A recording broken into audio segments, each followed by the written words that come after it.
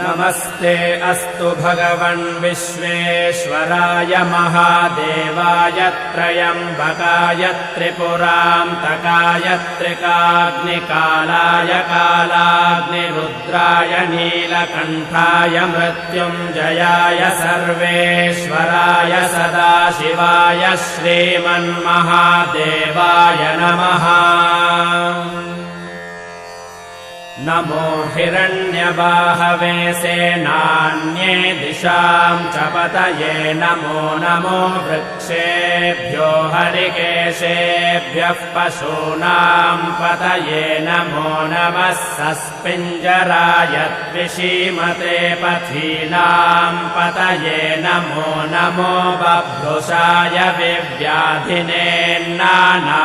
पतये नमो नमो हरिकेशाय योपवीति